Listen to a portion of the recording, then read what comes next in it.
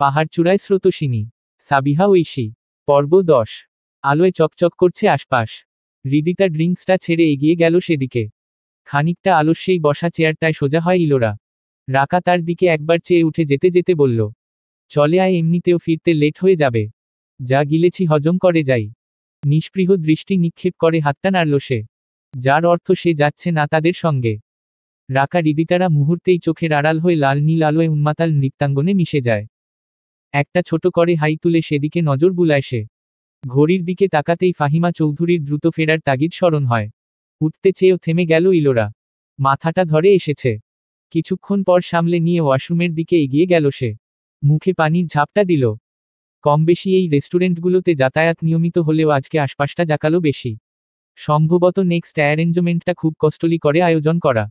লিপস্টিকের স্টেইন পুনরায় সরু গাঢ় করে বসিয়ে গ্লাসে একবার প্রতিচ্ছবি দেখল।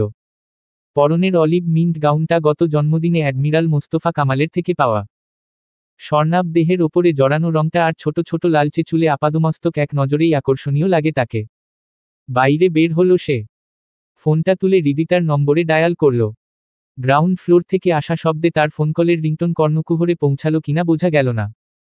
ইলোরা বিতৃষ্ণ মুখে পায়ের গতিটা সামনের দিকে এগিয়ে নিয়ে শেষবারে নম্বরটিতে ডায়াল করে। ওপাশ থেকে হৃদিতার নিম্লিত কণ্ঠ ভেসে আসতেই তেতে উঠে তৎক্ষণাৎ তার উদ্দেশ্য একটা গালি ছুড়ল ইলোরা।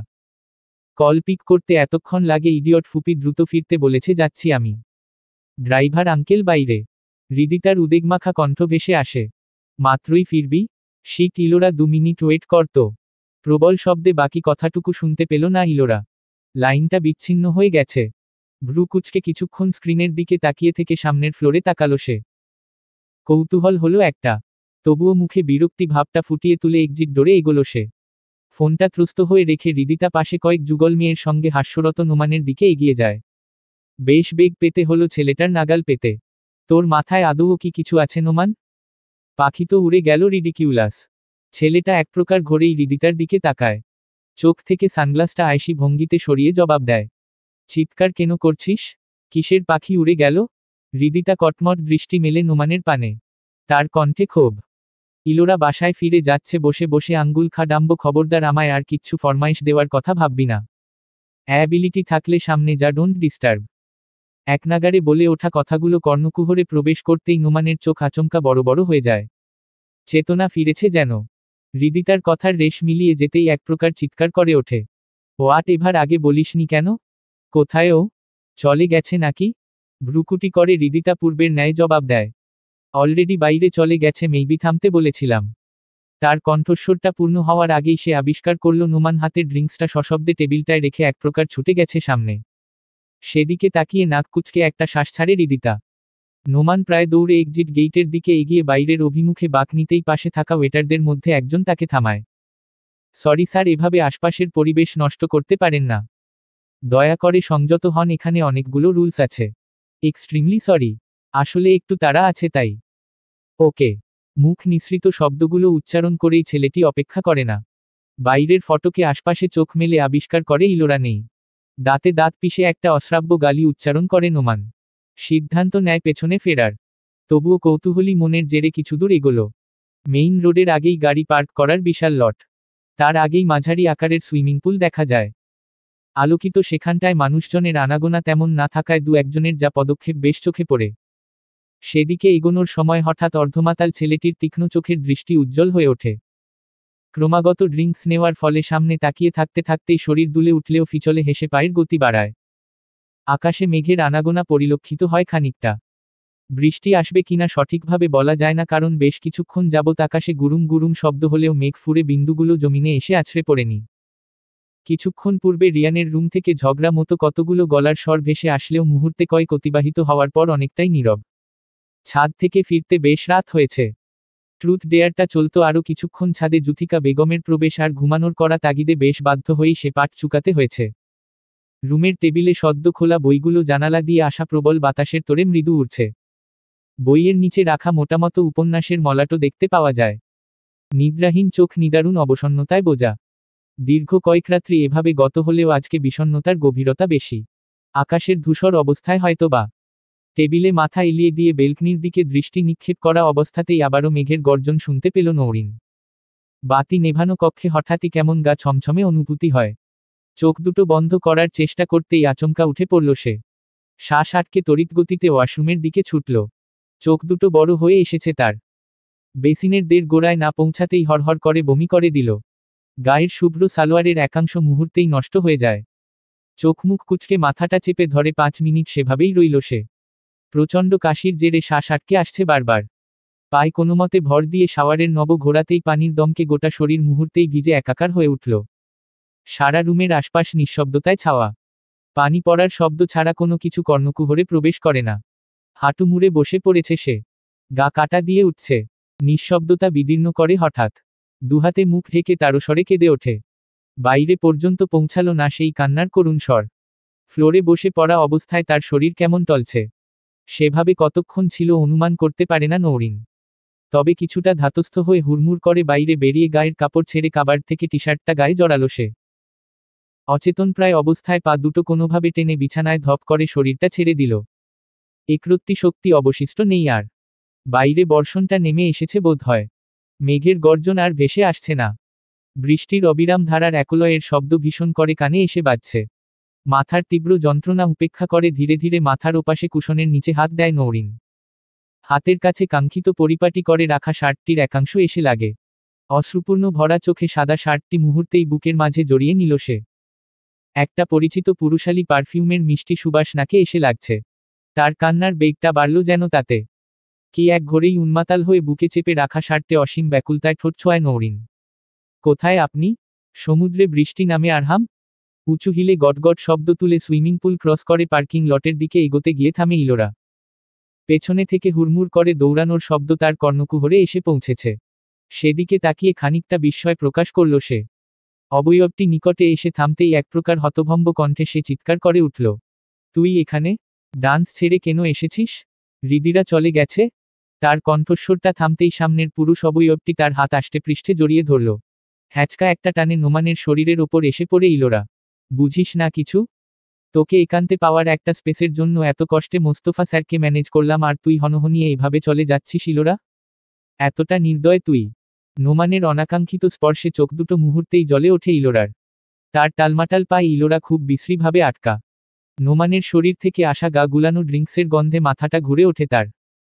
হাত দুটো ছাড়িয়ে নিতে সর্বশক্তি প্রয়োগ করে একটা টান মারে সে। চোখ দুটো বিস্ফোরিত। ছাড় নোমান, আমাকে স্পর্শ করার মতো সাহস কোথায় পেলি? কি করছিস এটা তুই? হাঁপিয়ে উঠেছে সে। কণ্ঠস্বরটা চিৎকারের মতো লাগে। নোমান ছোটাছুটি করা ইলোরার চিকন হাত দুটো বল প্রয়োগ করে মুঠোবন্দি করে। তার চোখ ইলোরার মুখে স্থির। বহুবার ফিরিয়ে দিয়েছিস, তোর জীবনে স্টিল কেউ নেই এমন করছিস কেন ইলোরা? আমরা না বন্ধু নই? নোমানের কণ্ঠস্বর থামতেই ইলোরা ডান পায়ের হিল দিয়ে তার ঘনিষ্ঠ হয়ে এগিয়ে আসা পা জোড়ায় ওপর পিষে দেয়। তার হতবিহ্বল চোখমুখ রাগে লাল। নোমান যেন বেশ শব্দ করে ধ্বনি করে উঠল। খুন করে ফেলবো বাস্টার্ড পাপাকে চিনিস তুই? Leave me just. গলাটা যেন কেঁপে উঠল বাকি কথাটুকু সম্পন্ন করার আগেই সে আবিষ্কার করল শক্তপোক্ত হাত তার নরম গালটা চেপে ধরেছে। চোখ বন্ধ করে মৃদু স্বরে ককিয়ে ওঠে ইলোরা। নোমান তার ছোট চুলগুলো দলেমচে শক্ত করে ধরেছে। এই দেমাগ আমাকে দেখাবি না খুন, আজ আমি তোকে করব কি ভাবিস নিজেকে? চল ভেতরে। ইলোরা শক্ত হাতের বাঁধন থেকে ছাড়া পাওয়ার জন্য মরিয়া হয়ে। নোমান তার বাহাত তুলে তার থুতনি ধরে খুব বাজে ভাবে ঠোঁট মুখে হাত বুলালো। ইলোরা প্রাণপণ শক্তি দিয়ে ছাড়াতে চায় নিজেকে। শ্বাস আটকে আসে তার। তোর ক্যাপ্টেনের ও বিয়ে হয়েছে? আমাকে কষ্ট দেওয়ার মানে কি? নিজেকে এত পাওয়ারফুল প্রেজেন্ট করতে চাস? তোকে নিয়ে আমার বিশাল প্ল্যান আজকে ইলোরা। না করতে পারবি না, ভেতরে চল, ছেড়ে দেব। চোখ মুখ বিকৃত করে পা দুটোর অগ্রভাগ দিয়ে নোমানের হাঁটুতে আঘাত করে সশব্দে কেঁদে উঠল ইলোরা। রাগে হিতাহিত জ্ঞানশূন্য হয়ে পড়েছে সে। নোমান পুনরায় ককিয়ে এই যাত্রায় টাল সামলাতে পারল না। ইলোরার কোমর থেকে হাতটা সরে গেল তার। অশ্রাব্য ভাষায় একটা গালি দিল সে। প্রায় নিভু নিভু আলোয় মানবহীন জায়গাটার ধস্তাধস্তি সেভাবে গোচর হল না সিকিউরিটি গার্ডদের। নোমান ভূমিতে সশব্দে আছড়ে পড়ে আরো মরিয়া হয়ে উঠল যেন। সামনে ইলোরা কাঁপতে কাঁপতে দৌড় দিয়েছে চোখ বন্ধ করে। নোমান হুড়মুড় করে উঠে দাঁড়িয়ে তার পিছু পিছু সেভাবেই ছোটে। সুইমিং পুলের ডান পাশে সুসজ্জিত বাগান। তার দক্ষিণ দিকে পার্কিং লটের সরু রাস্তা চলে গেছে। পা দুটো যেন সেদিকে ছুটল না। পরনের ড্রেস ধস্তাধস্তির জেরে বেশ খানিক জায়গায় কুঞ্চিত হয়ে পড়েছে। সামনের জায়গা পূর্ণ আলোকিত। হাতে চেপে রাখা ফোনটা তুলে কাঁপতে কাঁপতে প্রথম নম্বরটায় ডায়াল করতে থাকা অবস্থায় দৌড়ালো সেদিকে। গাল বেয়ে টপ টপ করে অশ্রুর ধারা নেমে এসেছে। পেছনের পদশব্দটা বেশ শুনতে পেল। ভয়ে অন্তরাত্মাটা আবার কেঁপে উঠল যেন। কানে ধরা ফোনে মোস্তফা কামালের কণ্ঠস্বরটা আসতেই হুহু করে কেঁদে উঠল ইলোরা। তার পা চলছে না। সামনের সিকিউরিটি গার্ডের অস্তিত্ব পরিলক্ষিত করে একটা ভরসা আসলেও সামলাতে পারল না নিজেকে। বেশ কয়েকটা গাড়ি তৎক্ষণাৎ গেইটের ফটক পেরিয়ে প্রবেশ করে। ঠিক সে সময় হিলের হোঁচটে মুখ থুবড়ে পড়ল সে। সামনে দণ্ডায়মান একজন গার্ড সে শব্দে উৎসুক হয়ে এক প্রকার ছুটে এলো যেন। হেই ম্যাডাম, ঠিক আছেন? হ্যালো। তড়িৎ গতিতে সেদিকে ফিরে তাকিয়ে উঠতে চেষ্টা করে ইলোরা। গার্ডটি তার অবস্থায় চোখ কপালে তুলল। একটা ভয়ও ফুটে উঠল তার চোখ মুখে। এদিক ওদিক তাকিয়ে সে পুনরায় সামনের মেয়েটির দিকে দৃষ্টিপাত করতেই দেখল মেয়েটি উঠে দাঁড়িয়েছে। পার্কিং লটটা কোথায় প্লি? আমি। কোথায় যাবেন ম্যাডাম বলুন প্লিজ? আপনার তো এই অবস্থা কি করে হলো? পদধ্বনি জোরালো হলো যেন। চমকে উঠে সেদিকে ধরফরিয়ে তাকাতেই অন্ধকার ফুরে দু তিনজনের অবয়ব দৃষ্টিগোচর হয়। ইলোরা আতঙ্কে আশপাশে তাকায়।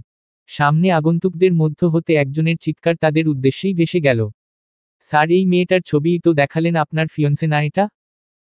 10 হাত দূরত্বের মধ্যে চলে আসা গুটিকয়েক ব্যক্তিদের মধ্যে থেকে পরপর একটা গুঞ্জন এবং তৎক্ষণাৎ আরেকটা কণ্ঠস্বরের অবিশ্বাস্য ধ্বনি ধ্বনিত হল। বুটের দৃঢ় শব্দ মাটিতে এবার বেশ দ্রুত পড়ল যেন। আগন্তুকটি শেষ পর্যন্ত এক প্রকার ছুটে এসে সামনের ক্রন্দনরত মেয়েটিকে মুহূর্তেই আড়াল করে টেনে ধরল। ইলোরা ঘোরেই ছোটাছুটি করে। অনুভব করে সামনে এতগুলো মানুষ থাকাবস্থায় কেউ টু শব্দ করছে না। সে চোখ খিচে উচ্চস্বরে চিৎকার করে ওঠে, নোমান ছাড়, আমাকে। এমন প্রত্যুত্তরে যুবকটির চোখে যেন আগুনের ফুলকি খেলে গেল। আশপাশে মুহূর্তেই দৃষ্টি নিক্ষেপ করে সে এক প্রকার বিকট স্বরে ধমকে বলে উঠল, এই লাল চুলের মেয়ে, কি হয়েছে তোমার? ইলোরা, সুইটহার্ট আমার। অতি পরিচিত কণ্ঠস্বরে ভয়ানকভাবে চমকে মুখ তোলে ইলোরা। আশপাশের ল্যাম্পপোস্টের মৃদু আলোয় পরিলক্ষিত হয় অস্থিরচিত্তের মুখেটি। ইলোরা কাঁপতে কাঁপতে মুহূর্তেই সামনের যুবকটির বুকে ঝাঁপিয়ে পড়ে। যেন আকস্মিক ঘটনায় স্থবির সে। জমানো অভিমানটা এই যাত্রায় টিকল না। টিপটিপ করা অস্বাভাবিক গতিতে ওঠানামা করা বুক একটা ভরসাময় আশ্রয়স্থল খুঁজে ফিরছে। একটা নিরাপদ হাতে আগলে নেওয়া স্পর্শ ভীষণ করে খুঁজে ফিরছে। সামনের অবয়বটি দেখে হয়তো তা নির্বাচন করতে বিন্দুমাত্র দ্বিধাবোধ করেনি। দ্ব্যর্থহীন অবসন্নতায় এলানো দেহটি ইনান বলিষ্ঠ হাতে আগলায়। তার মুখে একটা স্পষ্ট ভয় ফুটে পরবর্তীতে ঘটনার কিয়দংশ আঁচ করতে পেরে ধীরে ধীরে ক্রোধে লালবর্ণ হল। তার চোখ স্থির, ইলোরার ফর্সা গালে নাকে লিপস্টিকের অসম স্টেইন আর আছে। কে করেছে? নামটা উচ্চারণ করো। তার কঠোর হয়ে আসা স্পষ্ট কণ্ঠস্বরের পিঠে করুণ সুরে ফুপিয়ে ফুপিয়ে কান্নার শব্দ প্রতিধ্বনিত হয়। কালো শার্টটার একাংশে তরুণীটির খামচে ধরার বেগ প্রবল হয়। ইনান, আমাকে। ও, আমাকে। যুবকটির চোখে স্ফুলিঙ্গ খেলে যায়। কম্পমান মুখশ্রীর তরুণীটির অশান্ত মুখাবয়ব দেখে তার মন তীব্র বিদ্রোহ করে। দাঁতে দাঁত পিষে ইলোরার কাপা কাপা মুখটা নিজের প্রশস্ত বুকে লুকিয়ে নেয়। আমি এসে গেছি, একদম ভয় নেই।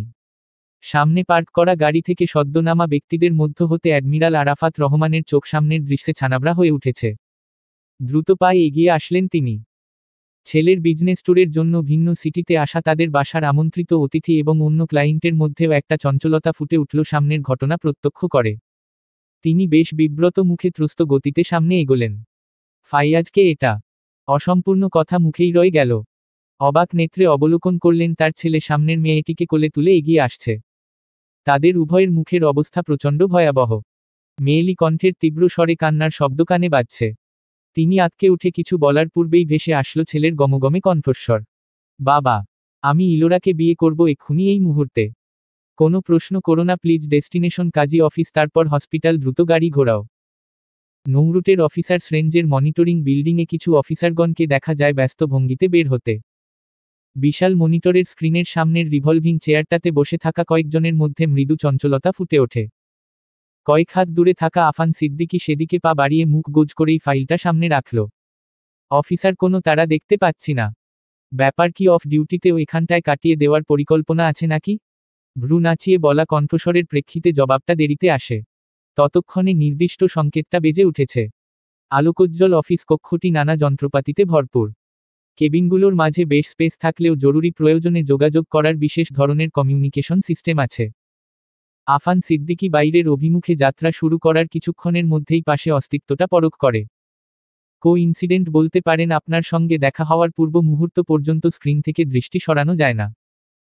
আফান সিদ্দিকী হো হো করে হাসলেন প্রত্যুত্তরে। বেশ খানিকটা এগিয়ে সহকর্মীর পিঠ চাপড়ে বলে উঠলেন, আজকে কি গেস করলেন? ডিউটি শেষে শান্তিতে শ্বাস নেওয়ার স্পেস আজ হবে আদৌ? ঠোঁট দুটো কিঞ্চিত উল্টে গেল। পরক্ষণেই তড়িৎ গতিতে জবাব আসলো, সেটা সম্পূর্ণ পরিস্থিতির ওপর নির্ভরশীল। তবে কিছুটা নিশ্চিত থাকুন, ঊর্ধ্বতনের রেঞ্জ কাঁপানো ইমার্জেন্সি সাইরেন বাজছে না। সেটা তো বটেই, ক্রেডিট নিতে যদিও অস্বীকৃতি জানিয়েছেন, তবুও নিঃসন্দেহে আপনি প্রশংসার দাবিদার। এত হার্ড ফাংশন সলভ করে ফেলেছেন, অবিশ্বাস্য। আরও দুটো কেবিন ক্রস করতে হলো গন্তব্যস্থলের গোড়ায় পৌঁছাতে। রাতের মাত্রাটা খুব অনুধাবন করা যায় না। যান্ত্রিকতায় মোড়ানো রেঞ্জে শুধুমাত্র কর্মব্যস্ততা চোখে পড়ে। সাদাকালো ইউনিফর্ম গায়ে জড়ানোর পর মুহূর্ত থেকে ক্লান্তিহীন অবিশ্রান্ততায় অবিরাম ছুটতে হচ্ছে। চিকন স্লাইডগুলো পুনরায় হাঁটার গতির সঙ্গে তাল মিলিয়ে একবার নজর বুলিয়ে ক্ষান্ত হলো পাশের যুবকটি। আফান সিদ্দিকীর করা প্রত্যুত্তরে কিছুটা ভ্রুকুচকে নীরব থাকল সে। ক্রেডিটটা সকলের তরে। বৈষম্য করে ফেলছেন অফিসার। আফান সিদ্দিকী চলমান পা দুটো থামিয়ে ইস্তফা নিল। হাসিমুখটা অব্যাহত রেখেই সম্মতি নাকচ করল। বেশ, স্লাইডগুলোর কপি ইমেইল করবেন ফিরে। ত্রুটিগুলো পুনরায় সংশোধন করে নেব কালকের আগেই। আপনার সাহায্য কামনা করছি কিন্তু। সহকর্মীর উদ্দেশ্যে একটা চাপা হাসি দিয়ে আশ্বস্ত করল তাকে। শিওর। খুব কাছে শিপিং স্ট্যান্ড থেকে একটা ভোতা আওয়াজ ভেসে আসছে। নীরবতা খানখান হয় তাতে। আকাশে কালকের ন্যায় আবারও বৈরী মেঘের আনাগোনা। ঝুমঝুম করে ঝরে পড়ার অপেক্ষা। লিফট এক মুহূর্তের জন্যও স্বস্তি পাচ্ছে না। অফিসারদের সরব ছোটাছুটির সঙ্গে সেও ছোটাছুটিতে খুব বাজেভাবে অভ্যস্ত হয়ে গেছে। নির্দিষ্ট হুকুম তামিল করা ছাড়া প্রযুক্তির আর কোনো পথ নেই। ব্যক্তিগত সত্তাকে এক প্রকার বন্দি করে ডিউটিরত থাকা যান্ত্রিক দেহমন থেকে একটা দীর্ঘশ্বাস বেরোয়। কানে ক্রমাগত বদ্ধ বিল্ডিংয়ের অভ্যন্তর থেকে ক্লিক ক্লিক ধ্বনিও উড়ে আসে। নিজস্ব কক্ষে প্রবেশ করার পূর্ব মুহূর্ত পর্যন্ত সেই যান্ত্রিকতার সংস্পর্শেই পরবর্তী চিন্তার রেখাগুলো ছুটে চলল অবিরাম। ড্রিম শব্দে কক্ষটা খুলে গেল। শটান দেহের অবয়বটা ঠিক 30 মিনিট পর শাওয়ার ছেড়ে বের হয়। তার লোমশ বুক হাতে পানির বিন্দু স্পষ্ট। দ্রুতপায় ডিভানের দিকে এগিয়ে আধভেজা অবস্থায় ল্যাপটপটা ওপেন করে বসে পড়ল। কিবোর্ডের ওপর তর্জনী ক্রমাগত ঝড় তুলেছে। গত হলো আরও 30 মিনিট। অ্যাসাইনমেন্টসগুলো ভিজুয়াল পয়েন্টে এক্সেস পাওয়ার এগ্রিমেন্ট পুনরায় চেক করল সে। শক্তপোক্ত গরনের দেহে ক্লান্তিটা বেশ অনুভূত হচ্ছে। গোটা রুম জুড়ে একজনের নীরব অস্তিত্বের মধ্যে একবার তারস্বরে ফোন বাজে। খেয়ালে একবার চোখ পড়ল মাত্র। রাত্রি গভীর হওয়ায় শুধু নিস্তব্ধতা ফুরে পুরুষালী ভারী নিঃশ্বাসের শব্দ শোনা যায়। তার মনটা ঠিক এ পর্যায়ে খোলস ছেড়ে বেরিয়ে আসতে চাইছে। সমগ্র চেতনায় এক শূন্যতা এসে নাড়া দেয়। তীব্র অভাববোধ মনে পড়ল গোটা সপ্তাহে মাত্র দুবারের মতো কণ্ঠস্বরটি শুনেছে সে। নিকষতায় বিবেক ভীষণ করে প্রশ্নবিদ্ধ হল, মেয়েটা বাহানা কেন করছে না তাকে পাওয়ার? দূরে আসায় কি তার স্বাভাবিকতা একটুও ছন্দপতন ঘটছে না? ল্যাপটপে ওপেন করা উইন্ডোজ স্ক্রিনে চোখ নিবন্ধ রাখতে রাখতে হঠাৎ তার মন আনমনা হয়ে পড়ে। কিবোর্ডের ওপর হাতের গতিটা কিঞ্চিত থামে। চট্টগ্রাম থেকে ফেরার পর সোজা দুজনের গন্তব্যের অভিমুখে পা বাড়িয়েছে। রুটে ফেরার 72 ঘণ্টা পর ব্যস্ততা কাঁধে নিয়ে যখন কণ্ঠস্বরটা শোনার আবদার করেছিল, তখন ওপাশে মেয়েটার কি কান্না! সকলের থেকে নিজেকে লুকিয়ে চুরিয়ে রাখা মেয়েটা অমন করুণ সুরে কিভাবে কেঁদেছিল! আরহাম প্রত্যুত্তর দিতে পারেনি সে কান্নার। নীরব হয়েছিল। সান্ত্বনা দিলে বুঝত সে। ধীর কণ্ঠে শুধু একবার বলেছিল, কাঁদে না পাগলি, অনেক ভালোবাসি তো। প্রত্যুত্তরের আদরমাখা কণ্ঠটা কানে বাজছে। একটুও বাসেন না? আমি আপনার বুকে ঘুমাবো, একটু আসুন। লজ্জায় পালাই পালাই সারাক্ষণ চলে এসেছি বলে এত আদুরে আবদার? সময় হয়তো কিছুটা থমকে ছিল সে সময়। বেশ ধীরে ধীরে প্রত্যুত্তর এসেছিল, আপনার হোয়াইট টি শার্টটা লুকিয়ে রেখেছিলাম। স্টিল আমি পরে আছি, শার্টটা আমার নিজস্ব সম্পত্তি। টি শার্টের মালিকও আপনার নিজস্ব সম্পত্তি। বৈষম্য করে ফেলছেন না ম্যাডাম? কিসের বৈষম্য? বৈষম্যটা হচ্ছে শার্টটা আপনায় কত সহজে ছুঁয়ে যাচ্ছে, অথচ তার উন আর এত করে চেয়েও তা পারছে না। বরাবরের মতোই ওপাশ থেকে কোনো টু শব্দ আসেনি। শত মাইল দূরে থাকা দুটি অশান্ত হৃদয় অনুভূতির পসরা মেলে বসেছিল সেই রাতে। অতঃপর নিস্তব্ধ চাঁদটা সাক্ষী হিসেবে রয়েছিল। কেটে গেল আরও 2 সপ্তাহ। যোগাযোগটা অস্থায়ী হয়ে পড়ল। সে সর্বোচ্চ চেষ্টা করার পরও বাস্তবতা যেন ফুরসতি দিচ্ছিল না। আরহামের আচমকা মনে পড়ে, দুদিন আগে গলার স্বরে এমন উচ্ছলতা দেখেনি সে। চঞ্চলতার রেশও ছিল না। কেমন নীরস হয়েছিল। তার মনে হয় অনেক কথা জমেছিল সে কণ্ঠে তার শোনার অপেক্ষায়। ভাবনাটা এগোলো না আর। হুট করে আবারও প্রচণ্ড করে ইনকামিং কলটা এসে পড়ে। বিচ্ছিন্ন হওয়ার আগেই চোখ বন্ধ করে ফোনটা তুলে সে সম্বোধন শুরু করে। আরহাম, বাবা নৌরিন তো অসুস্থ, মারাত্মক অবস্থা ওর। আমরা আমরা হসপিটালে। তুমি কি শুনতে পাচ্ছ? হ্যালো। বিদ্যুৎ বেগে বসা থেকে দাঁড়িয়ে পড়ল সে। কর্ণকুহরে প্রবেশ করা শব্দগুলো নিতান্তই দুর্বোধ্য লাগল। হোয়াট, কখন? কি হয়েছে ওর? ঠিক নেই ও? আম্মা, নৌরিনকে হসপিটালে কেন নিয়েছেন? ফোনের ওপাশের প্রৌঢ়া যুবকটির এমন ভয়াবহ অস্থিরতায় হয়তো খানিকটা আরও ঘাবড়ে গেলেন। তার কান্নারত স্বর গাঢ় হল। হঠাৎ সেন্সলেস হয়েছে, আমরা সবাই হসপিটালে। কেবিনে ও স্যালাইন চলছে। আরহাম, তুমি শান্ত হও। আমরা। ও ঠিক নেই? সেন্সলেস হয়েছে মানে কি? আপনারা দেখেননি আমি? কিভাবে কি হলো? জুথিকা বেগম আরও ভেঙে পড়লেন যেন। ফোনটা হাত থেকে ফসকে যেতেই ব্যস্ত ভঙ্গিতে রাফি ফোনটা ধরে কানের কাছে নিল। চিন্তিত মুখে চলমান পা দুটো থামালো। ভাইয়া প্লিজ, উত্তেজিত হবে না, এ সময় আমরা আছি, সবাই সিরিয়াস কিছু নয় আশা করি। রিপোর্ট হাতে পাইনি ভাবিমনি। আরহামের অস্থিরতা দ্বিগুণ বাড়ল। পা ক্রমাগত এপাশ ওপাশ করে যাচ্ছে। রাফির স্বরটা ভেসে আসতেই দুশ্চিন্তার মাত্রা আরও প্রকট হল। রাফি, নৌরিন কোথায় এখন? কোন হসপিটালে আছিস স্টিল? ভাইয়া, এই মধ্যরাতে কি করবে তুমি? ভাবিমনির কেবিনে আমি যাচ্ছি, তুমি শান্ত হও। হোয়াট এভার, এতগুলো মানুষ থাকতে হুট করে কিভাবে সেন্সলেস হয় সে? রাফি, আমাকে কেন জানানো হয়নি? রাবিশ জ্ঞান ফিরেছে ওর? কর্তব্যরত নার্স দুজন তাদের উদ্বিগ্নতার মাত্রাটা বাড়াতে রিপোর্টটা নিয়ে রাফির দিকে এগোলো। ফোনের ওপাশে ভাইয়ের ভয়ানক অস্থিরতা আর ক্রমাগত ধমকে ওঠা স্বর সঙ্গে সামনের নার্সদের থমথমে মুখ দেখে রাফির বুকটা ছ্যাঁত করে ওঠে। আরহামকে দ্রুতকণ্ঠে হোল্ড করতে বলে এগিয়ে দেওয়া রিপোর্টটায় নজর বুলালো সে। নার্সদের মধ্য হতে একজনের অবিশ্বাস্য রকম গলা ভেসে এলো। পেশেন্টের কন্ডিশন এত দুর্বল, আপনারা এত কনসার্নড ফ্যামিলির হয়েও কেন এত দেরি করে ফেলেছেন? আশ্চর্য। রুমজুড়ে পিনপতন নীরবতা। আশপাশে গোটা কয়েক মানুষের অস্তিত্ব লক্ষ্য করা যায়। কারো মুখে হাসি নেই। কয়েক জোড়া পদশব্দের জোরালো ধ্বনি মুহূর্তটাকে কিঞ্চিত অসম করে তুলল। উৎসুক হয়ে কেউ কেউ মাথা ঘুরিয়ে তাকায়। মুহূর্তেই হুড়মুড় করে ফাহিমা চৌধুরী পেছনে অ্যাডমিরাল মোস্তফা কামাল প্রবেশ করলেন। তৎক্ষণাৎ একটা চিকন গলার গগনবিদারী কান্না ভেসে উঠল সবার মাঝ থেকে। ধোপধপ শব্দে তরুণীটি উঠে কাউকে তোয়াক্কা না করে ভেতরে প্রবেশ করা মোস্তফা কামালের বুকে ঝাঁপিয়ে পড়ল। হাউমাউ করে কাঁদছে সে। কিছুক্ষণের মধ্যেই পরিস্থিতি বেশ ঘোলাটে হয়ে উঠল। রুমের প্রত্যেকটা মানুষ নীরব দর্শক হয়ে বাবা মেয়ের একত্রে জোরালো কান্নার অতিপ্রাকৃতিক দৃশ্য অবলোকন করছে। ফাহিমা চৌধুরী পাশের শূন্য সোফায় ধপ করে বসে পড়েছেন। তার দৃষ্টি টলমল। অ্যাডমিরাল মোস্তফা কামাল তৎক্ষণাৎ চোখ দুটো ঢেকে ফেলেছেন। তার গাল বেয়ে টপ টপ করে অশ্রু ঝরছে। বুকে আষ্টেপৃষ্ঠে জড়িয়ে থাকা মেয়েটা এবার প্রচণ্ড শব্দ তুলে হেঁচকি তুলতে তুলতে অস্পষ্ট স্বরে এলোমেলো চাহনিতে কিছু বলল। উপস্থিত মানুষদের মধ্য হতে একজন তাদের নিকট এগোলেন। মোস্তফা কামাল পিঠে কারো দৃঢ় স্পর্শ পেয়ে মাথাটা বাঁকানোর চেষ্টা করেন। একনাগাড়ে হুহু করে কান্নার আওয়াজে কেমন থমথমে পরিবেশ।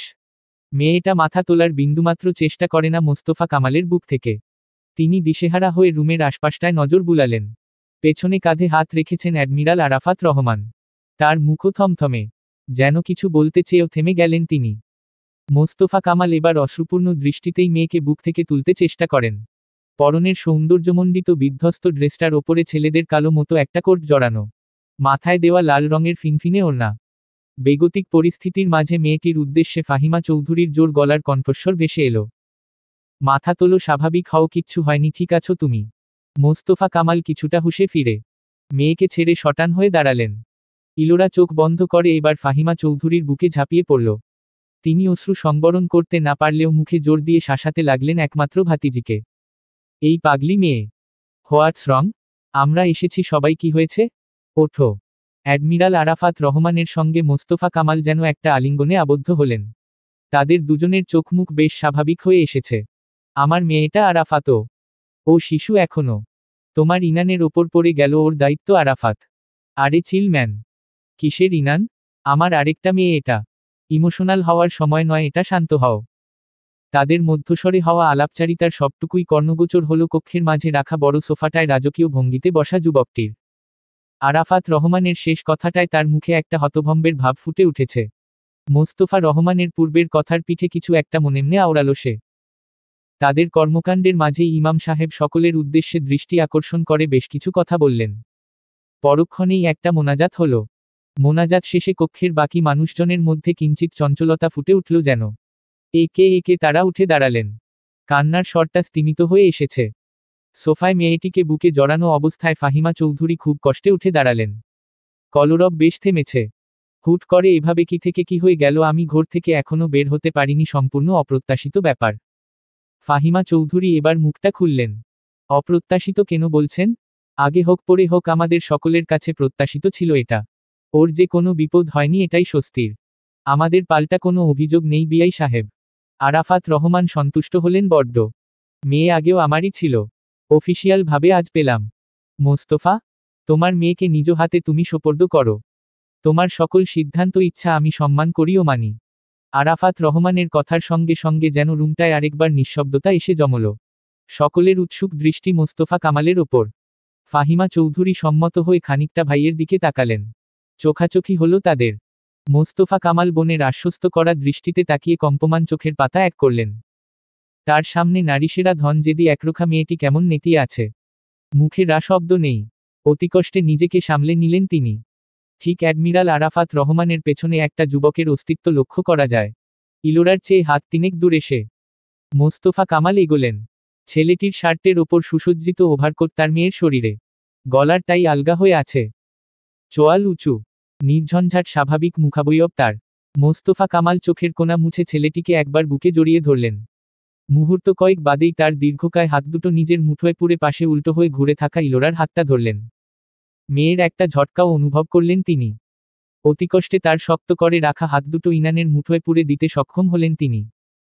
অস্ফুট স্বরে আওড়ালেন, তুমি চেনো ওকে বাবা, আজকের এই বিপদে তুমি যদি ওকে না আগলাতে কি যে হয়ে যেত আমি কল্পনা করতে পারি না। এভাবে আগলে রেখো। সামান্য অপ্রাপ্তি ওর জীবনে রাখিনি আমি। আজ একটা বিশাল বন্ধনে আবদ্ধ হয়ে গেছে আমার মেয়েটা। ফাইয়াজ, আমি চাইব তোমার কোনো কাজের দ্বারা যেন ইলোরার চোখের এক ফোঁটা পানিও না ঝরে। নিশ্চিন্ত থাকুন বাবা। তৎক্ষণাৎ জবাবটা এলো। পরিবেশটায় একটা আশ্বস্ত ভাব এসে পড়ল। ফাহিমা চৌধুরী পরিস্থিতি স্বাভাবিক করার চেষ্টা করে হাসলেন খানিক। তাদের তিনজনের মধ্যে বেশ কিছুক্ষণ কথাবার্তা হলো। দু পরিবারের এমন অনাকাঙ্ক্ষিত উপস্থিতিতে জল এতদূর গড়াবে ঠিক কেউ মেনে নিতে পারছে না। জেসমিন রহমান বারবার ফোন করছেন। তারস্বরে বাজছে আরাফাত রহমানের ফোনটা। এত বিচ্ছিন্ন আলোচনার মাঝে হঠাৎ করে আরাফাত রহমান কিছুটা উচ্চস্বরে বলে উঠলেন, মেইন বিষয়টা হলো বিয়ে হয়ে গেছে। আপনারা সম্মত হলে আমি ইলোরাকে আমাদের বাসায় নেওয়ার প্রস্তাব করছি। দুটো পরিবারের বোঝাপড়া হওয়া উচিত, সকলের ইচ্ছানুযায়ী। তার কথা শেষ হওয়ার আগেই কম্পমান নারীকণ্ঠের আওয়াজ ভেসে এলো, নো, যাব না আমি। সকলের দৃষ্টির মাঝ থেকে শান্ত হয়ে বসে থাকা ইনানের দৃষ্টি গিয়ে পড়ল কণ্ঠস্বরের মালিকের ওপর। আরাফাত রহমান অপ্রস্তুত পরিবেশের মাঝে কিছুটা ধীর গলায় বলতে নিলেন কিছু একটা। ইলোরা যদি না চায়, বিয়ে করেছি আমি। বউ আমার বউ নিয়েই আমি বাসায় ফিরব, কারো কোনো এক্সকিউজ বিবেচনা করার প্রয়োজন বোধ করি না।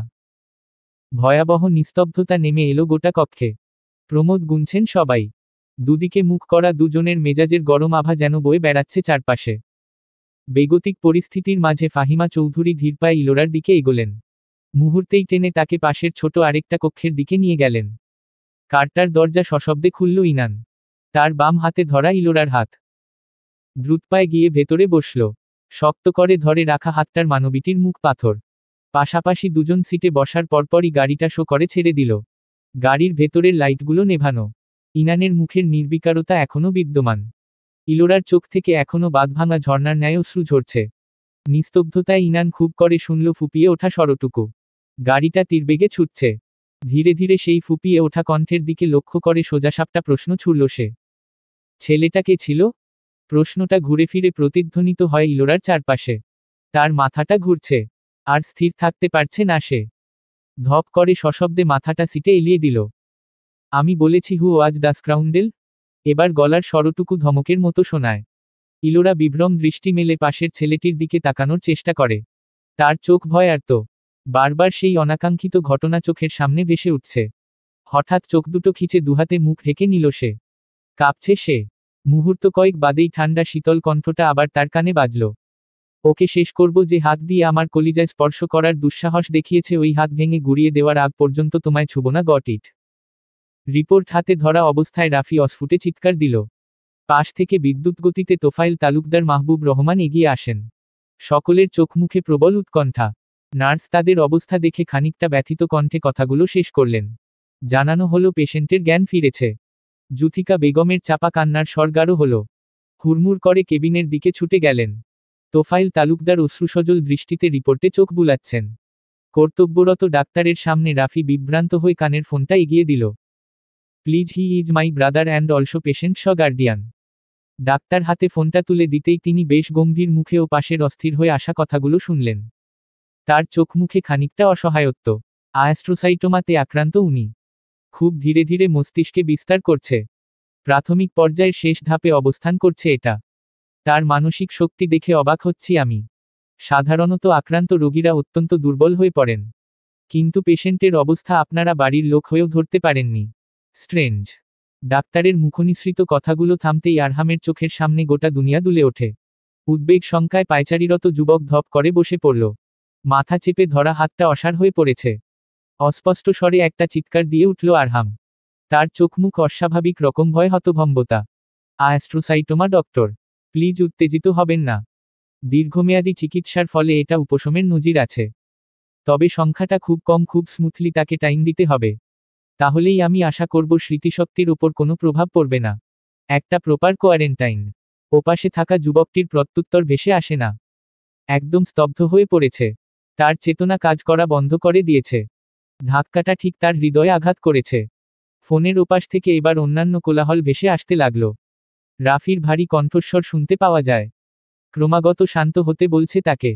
ভাইয়া, তুমি ভেঙ্গে পড়লে ভাবিমনি কিন্তু সুস্থ হবে না প্লিজ। আমি কেবিনে যাচ্ছি, সবার অবস্থা ভয়াবহ, তুমি উল্টাপাল্টা কিছু করবে না। সেন্স এসেছে ভাইয়া। আমি ফোনটা দিচ্ছি ভাবিমনির কাছে।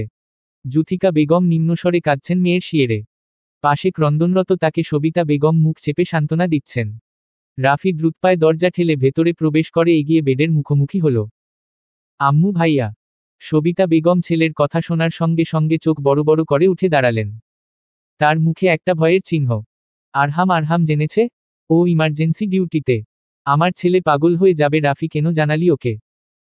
শুভ্র বেডে অসাড় হয়ে পড়ে থাকা দেহটা নড়ে ওঠে। হাঁপাচ্ছে সে। এতক্ষণ ধরে জুথিকা বেগমের সঙ্গে কথা বলার দরুন কেমন গলা শুকিয়ে এসেছে। ইতিউতি করে তাকিয়ে সে অনুভব করে তার শরীরে স্যালাইন চলছে। শরীরে একটা অবসন্নতা। মনে হচ্ছে অনেকক্ষণ ধরে সে ঘুমিয়েছিল। হঠাৎ জুথিকা বেগমের চোখে জল দেখে বিব্রত হল সে। বাঁকানো ভ্রুযুগল কুঞ্চিত হয়ে এলো। আম্মু, আমার কি বেশি খারাপ কিছু হয়েছে? জুথিকা বেগম দ্রুত চোখ মোছেন। তার চাহনি এলোমেলো। তড়িৎ কণ্ঠে জবাব দেন। একদম না, সুস্থ হবে তুমি। দুশ্চিন্তা করো না, সামান্য দুর্বল হয়েছ। মায়ের মুখের ওপর নিবন্ধ রাখা চোখটা ছুটে যায় কয়েক হাত দূরে চাপা স্বরে কথা বলা রাফি সবিতা বেগমের ওপর। মুহূর্ত কয়েক বাদেই ছেলেটি প্রায় হন্তদন্ত হয়ে তার দিকে এলো। নওরিনের রক্তশূন্য ফ্যাকাশে মুখ। অনুভব করল হাতে ছেলেটি ফোনটা দ্রুতগতিতে ধরিয়ে দিল। ভাবিমনি, ফোনটা ধরুন। ওপাশে আরহাম ভাইয়া। নওরিন আবারও ভ্রুকুটি করল। ছেলেটির দিকে প্রশ্নসূচক ভঙ্গিতে তাকিয়ে ধীরে ধীরে উচ্চারণ করল, আপনি। সবিতা বেগম অস্ফুটে একটা চিৎকার করতে গিয়েও থেমে যান। নওরিন, এটা রাফি, চিনছ না রাফিকে? রাফির মুখে প্রথমে হতভম্বতা এসে পড়লেও ধীরে ধীরে তার চেহারায় একটা আতঙ্কের চিহ্ন ফুটে ওঠে। ঢোক গিলে তৎক্ষণাৎ ধীরকণ্ঠে বলে ওঠে, ভাবিমনি আমি। তুমি চিনতে পারছো না আমায়? নওরিন চোখ গোল গোল করে সবার ওপর থেকে একবার দৃষ্টি ঘুরিয়ে আনে। তার চোখ মুখে অপ্রস্তুত ভাব। ততক্ষণে তার কানের কাছে ফোন এসে ঠেকেছে। সবিতা বেগম রাফিকে উদ্দেশ্য করে একটা ছোট ডাক দিলেন। উঠে দাঁড়ালেন তিনি। আরহামকে জানালি কেন বাবা? ও ঠিক থাকতে পারবে না, রাফিও এখন মিশনে। সবিতা বেগমের কণ্ঠ কান্নায় ভারী হয়ে আসে। রাফির চোখে অসহায়ত্ব। ঝট করে নওরিনের দিকে তাকিয়ে তারা দেখল ফোনটা কানে ধরা অবস্থায় তার ঠোঁটজোড়া নড়ছে। সেদিকে একবার ইশারা করে জুথিকা বেগম উঠে দাঁড়ালেন। এক্সিট ডোরের দিকে যেতে উদ্যত হলেন তারা। নওরিন আবিষ্কার করল রুমের মধ্যে উন্মুখ হয়ে বসে থাকা মানুষগুলো একে একে বাইরের দিকে পা বাড়িয়েছে। কিছু বলতে চেয়েও থেমে গেল সে। তার মস্তিষ্ক হঠাৎ ফাঁকা ফাঁকা লাগছে। সে আরও অনুধাবন করল কিছুক্ষণ আগে ছেলেটা তার শিয়েরে মোবাইল ফোনটি গুজে দিয়ে গেছে। ক্রমাগত কিছু একটা বলেছিল সে। আরহাম, হ্যাঁ আরহাম। শব্দগুলো যেন বেশ জোরেই শোনা গেল। ওপাশ থেকে কোনো উত্তর আসছে না। জ্ঞান হারানোর আগ মুহূর্তে সে এই নামটাই উচ্চারণ করেছিল। তখনও কোনো জবাব আসেনি। কাপা কাপা গলায় সে পুনরায় বলে উঠল, আরহাম। অপর প্রান্তে ফ্লোরে বসে পড়া যুবকটির মাথা সোফার এক কোণায় এসে ঠেকে। হাতে থাকা ল্যাপটপ ফাইল সশব্দে এদিক ওদিক পড়ে এলোমেলো হয়ে আছে। এয়ার কন্ডিশনের মাঝেও তার কপালে ঘামের স্পষ্ট রেখা। ঠিক সে মুহূর্তে তার চোখের কোণায় 2 ফোঁটা অশ্রু জমল। হৃদয় মুচড়ে উঠেছে সেই সম্বোধনে। আমার স্রোতস্বিনী। কণ্ঠটায় আগের মতো চিরচেনা তেজ নেই। কেমন নরম আদুরে গলা। নওরিন অবাক হলো বেশ। সবাই এত উতলা হয়ে পড়েছে কেন তাকে নিয়ে গায়ে জড়ানো পাতলা শুভ্র চাদরটা খামচে ধরে নাক পর্যন্ত টেনে নিল সে। খুব ব্যস্ত ভঙ্গিতে নিস্তেজ কণ্ঠে শুধালো। ক্যাপ্টেন, সবাই কেন কান্না করছে? ওরা আমার সাথে কথা বলতে চাইছে না কেন? আমি কি ভুল করেছি কিছু? ছোট্ট ছোট্ট অনুযোগের তীরগুলো শত মাইল দূরে থাকা মালিকটির হৃদয় খোঁজ করে আঘাত হানে। মনে হলো থেমে থেমে কয়েকবার তার বুকে ছুরির কয়েক ঘা বসানো হয়েছে। আরহাম অস্থির হলো প্রচণ্ড। তার প্রশ্ন উপেক্ষা করে ব্যাকুল স্বরে শুধালো। খারাপ লাগছে? মাথা ব্যথা করছে জানপাখি? হৃদস্পন্দনটা দ্রুত হলো ক্যাপ্টেনের অপরিসীম অতলস্পর্শী কণ্ঠস্বরে। নওরিন বিভ্রান্ত হয়ে স্থবির হয়। নাসূচক শব্দ করে। এ সম্বোধন তার জন্য নতুন। সে অনুভব করল একটা মিহি লজ্জার সাগরে ধীরে ধীরে তলিয়ে যাচ্ছে সে। তবে আরহাম আরও অস্থির হলো প্রত্যুত্তরে। একটু ভালো লাগছে? সেন্সলেস হয়েছিলে কিভাবে তুমি? কষ্ট হচ্ছিল খুব না? হু। নওরিন, আরহাম, আমার অনেক বড় একটা কিছু হয়েছে না? স্পষ্ট ছুড়ে দেওয়া প্রশ্নটা ওপাশে গিয়ে আবারও সশব্দে আছড়ে পড়ল। আরহাম বামহাত মুঠ পাকিয়ে ফ্লোরে একটা আঘাত করে। একটা ফাঁকা ঢোক গিলে সে। তার হৃদয় কেন এত যন্ত্রণা হচ্ছে? কে বলেছে? কিচ্ছু হয়নি। আমার শরীর আমি বুঝতে পারছি। ক্যাপ্টেন জানেন আপনি?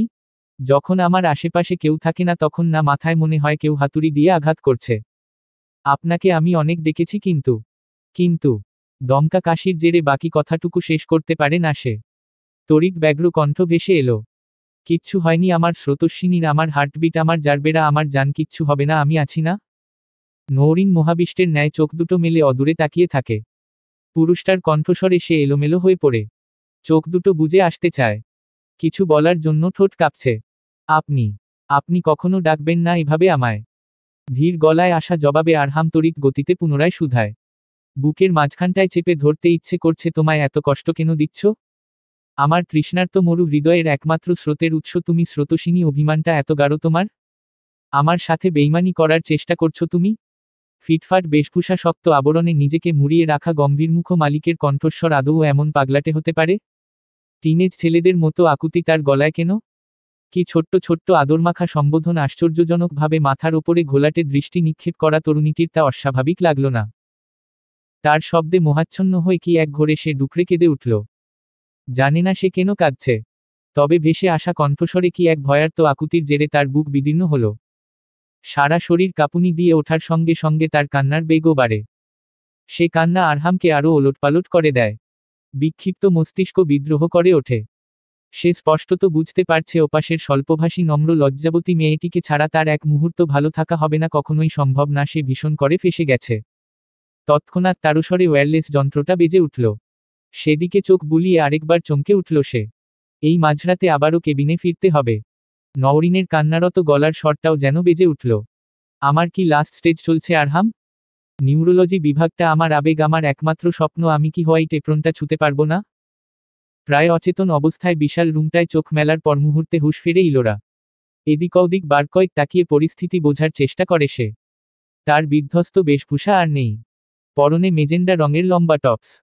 উঠে বসল সে। ড্রিমলাইটের আলোয় আশপাশ অতিপ্রাকৃতিক লাগে। ঠিক কতক্ষণ সেভাবে একদৃষ্টে চেয়ে বসে থাকল সে বুঝতে পারল না।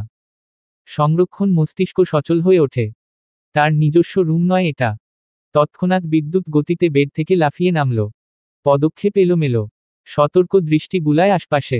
না, রুমে সে ব্যতীত কেউ নেই। আশ্বস্ত হতেই মনে পড়ল জেসমিন রহমানের ওপর শরীরের ভার ছেড়ে দিয়ে এসে পৌঁছেছিল এই কক্ষটায়। গাড়ি থেকে নামার পর মুহূর্তেই পাশে আঠার মতো বসে থাকা ছেলেটি তাকে তোয়াক্কা না করেই ফের উল্টো পথে পার্ক করে রাখা গাড়িটির দিকে ছুটে গিয়েছিল। পেছনের কার তাদের নিকট পৌঁছানোর আগেই সে পুরোদমে লাপাত্তা বিস্ফোরিত নেত্রে আবিষ্কার করেছিল সে আরাফাত রহমান ছেলের এই হঠাৎ লাপাত্তা হয়ে উল্টোদিকে ছোটায় বিন্দুমাত্র বিচলিত না হয়ে তাকে নিয়ে খুব বিনয়ীভাবে বাসার অভ্যন্তরে প্রবেশ করেছিল। পায়ের নিচে নরম কিছুর অস্তিত্ব অনুভব করে চমকে উঠে সরে অন্য পাশে গেল ইলোরা।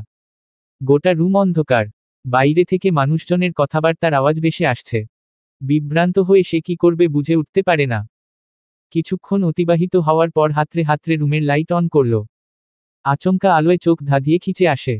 মিনিট দুয়েক পর সে গোটা কক্ষে দৃষ্টি নিক্ষেপ করে। মুখটা মুহূর্তেই হা হয়ে উঠল। সফেদ রঙের আলিশান রুমের ফ্লোরে বেডে সোফায় কালবৈশাখীর ঝড়ে বিধ্বস্ত।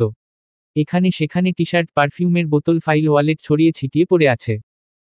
হতভম্ব মুখে সে চোখ ঘুরিয়ে ঘুরিয়ে দেখে তা। মুহূর্তেই মুখটা বিতৃষ্ণায় ভারী হয়ে এলো। বেশ উচ্চস্বরে সে নাক কুঁচকে বলে উঠল, রাবিশ, রাবিশের ঘরের রাবিশ, এই রুমে আমি থাকব? শিট। আনমনেই বিড়বিড় করে সে সোফার দিকে এগোলো।